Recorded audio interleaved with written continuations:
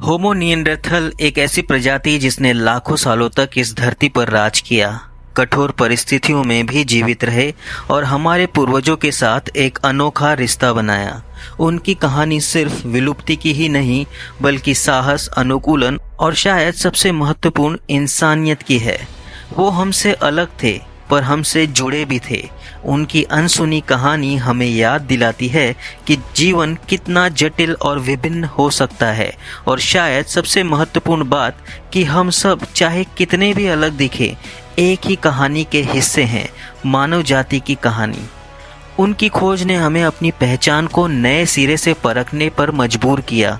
उन्होंने दिखाया कि इंसान होने का मतलब क्या है और कैसे कई रास्ते थे जिन्होंने इंसान बनाया।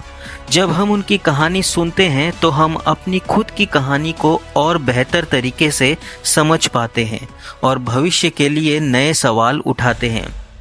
क्या और भी कोई ऐसी प्रजाति है जिसे हम अभी तक नहीं जानते हैं? और क्या हम होमो सेपियंस भी एक दिन किसी नई कहानी का हिस्सा बनेंगे?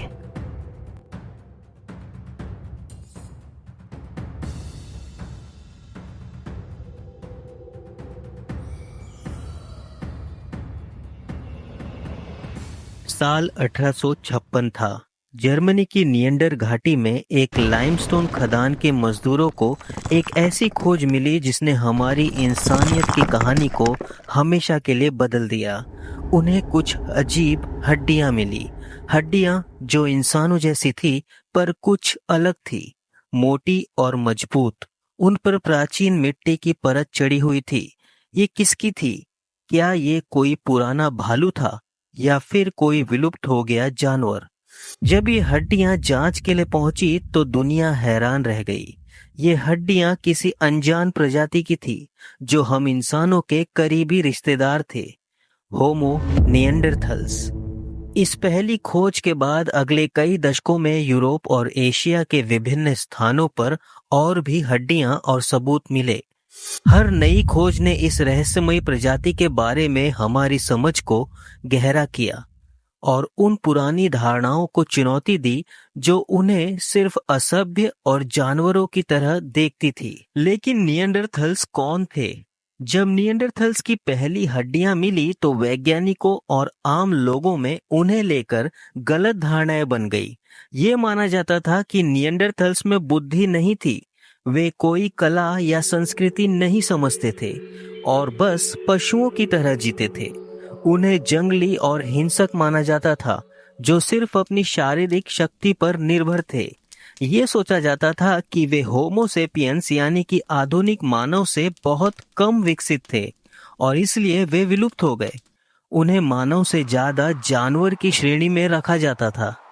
पर क्या ये सच था? आइए निएंडरथल्स के बारे में और जानते हैं। निएंडरथल करीब 4 लाख साल पहले अफ्रीका से बाहर निकले और यूरोप और एशिया तक फैल गए। उनकी आबादी ब्रिटेन से लेकर साइबेरिया तक और दक्षिण में मध्य पूर्व तक फैली हुई थी। वो उस समय के कठोर मौसम, खासकर हिमयुग के माहिर खिलाड़ी थे। उन्होंने करीब 3.5 लाख सालों तक इस कठोर वातावरण में सफलतापूर्वक निवास किया। उनका शरीर हमसे अलग था। वे छोटे और मजबूत थे। पुरुषों का औसत कद 5 फुट 3 इंच और महिलाओं का औसत कद 5 फुट तक होता था। उनके शरीर की बनावट ठंडी जगहों में रहने के लिए अनुकूल थी। उनकी बड़ी नाक ठंडी हवा को गर्म करती थी, जो उनके लंग्स के लिए जरूरी था। उनकी मजबूत हड्डियां और मांसपेशियां आज के ओलंपिक वेट लिफ्टर से भी ज्यादा ताकतवर थी और जो उन्हें शिकार करने, कठोर और दुर्गम इलाकों पर चलने और मुश्किल हालातों में जिंदा रहने में मदद करती थी। उनके दिमाग का साइज भी हमसे मिलता जुलता था और कुछ मामलों में हमसे भी थोड़ा बड़ा था। ये इस बात का संकेत देता है कि उनके पास भी सोचने की क्षमता थी और वे सिर्फ शारीरिक शक्ति तक सीमित नहीं थे। उन्होंने जटिल पत्थरों के औजार बनाए, जिसे मोस्टेरियन टेक्नोलॉजी कहते हैं। इसमें एक खास तकनीक, लेवलॉइस टेक्निक का इस्तेमाल होता था, जिसमें एक बड़े पत्थर से नियमित रूप से फ्लैक निकालकर तेज धार वाले औजार बनाए जाते थे।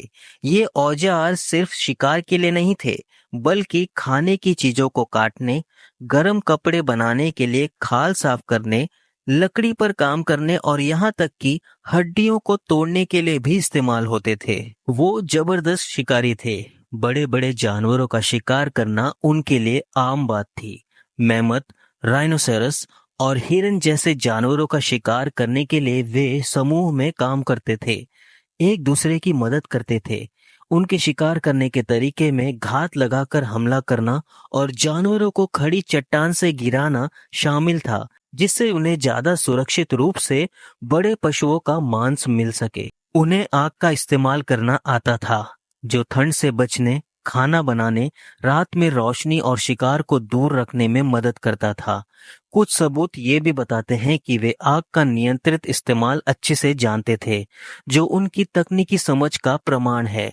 उन्होंने कठोर हिमयुग में जीवन के लिए कई तरह के घर बनाए, जिसमें गुफाएं, चट्टान की छाया और यहाँ तक कि मैमथ की हड्डियों से बने झोपड़े भी शामिल थे। निएंडरथल के बारे में जब हम कहते हैं कि वे सिर्फ शिकारी थे, तो हम उनकी कहानी का एक बहुत ही गहरा पहलू भूल जाते हैं। सबसे गहरा सबूत मिला था इराक के शनिदार गुफाओं में। जैग्रोस पहाड़ों में छुपी एक प्राचीन गुफा, आज के इराक के दुर्गम कोने में, जहां मिट्टी में लाखों सालों तक एक राज दबा हुआ था। 1950 के दशक में एक अमेरिकन आर्कियोलॉजिस्ट राल्फ सोलेकी ने यहां खुदाई शुरू की और उन्हें एक या दो नहीं, पूरे 10 निएंडरथल स्केलेटन्स मिले। कुछ आधे जले हुए, कुछ पूरी तरह सुरक्षित। पर सबसे ज्यादा छा गया था शनिडर 1। उसका स्केलेटन कुछ अलग था। उसका बायां हाथ कटा हुआ था, एक पैर जख्मी था, कंधा टूटा हुआ था और वो एक आंख से अंधा भी था। ऐसी विकलांगता के साथ वो निएंडरथल महीनों नहीं, सालों तक जिंदा रहा था। इसका एक ही मतलब था, उसके साथियों ने उसका ख्याल रखा। उन्होंने उसके लिए शिकार किया होगा, खिलाया होगा, सर्दी से भी बचाया होगा। और फिर मिला शनिडर 4, एक और निएंडरथल स्केलेटन, जिसके इर्द गिर्द की मिट्टी में एक अनोखा सबूत मिला, फूलों के परागकण। लेकिन ये परागकण हवा से नहीं आए थे। ये 4 अलग फूलों के पेड़ों से आए थे, जैसे किसी ने उसके मृत शरीर के पास फूल रखे हो। क्या उसका अंतिम संस्कार किया गया था?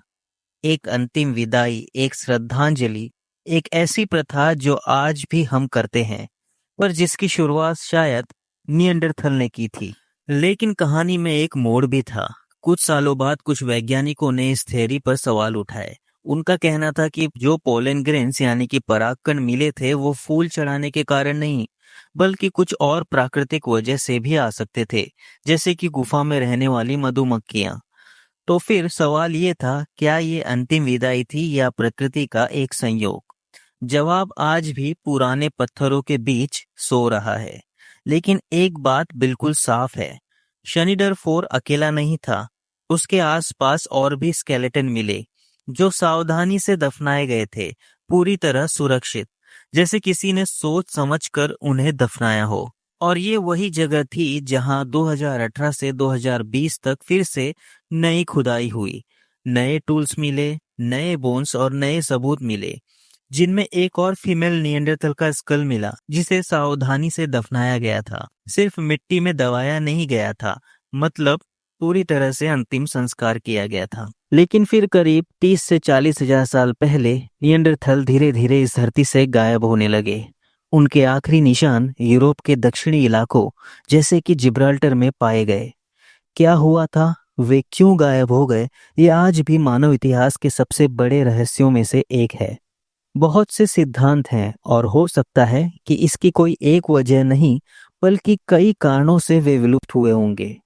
एक बड़ी वजह हो सकती है जलवायु परिवर्तन।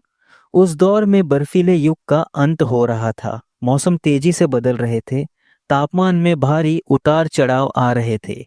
इससे उनकी जीवन शैली बुरी तरह प्रभावित हुई होगी। उनके शिकार कम हो गए और नए वातावरण के साथ खुद को ढाल पाना मुश्किल होने लगा। कुछ वैज्ञानिक कहते हैं कि असली टक्कर होमो सेपियंस से हुई।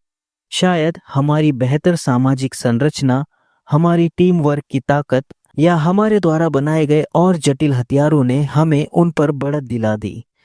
शायद हम ज्यादा दूर दराज तक संपर्क बनाने में सक्षम थे, एक दूसरे से सीखते, चीजें साझा करते और बड़े पैमाने पर आदान प्रदान करते। हमारी भोजन प्रणाली भी ज्यादा विविधतापूर्ण थी, जिससे हम बदलते मौसम में बेहतर टिक पाए। एक और दिलचस्प सवाल ये भी उठता है कि क्या हमने उन्हें बीमार कर दिया? क्या हम अपने साथ अफ्रीका से कुछ ऐसी बीमारियां लाए जिनसे वे कभी उभर नहीं पाए?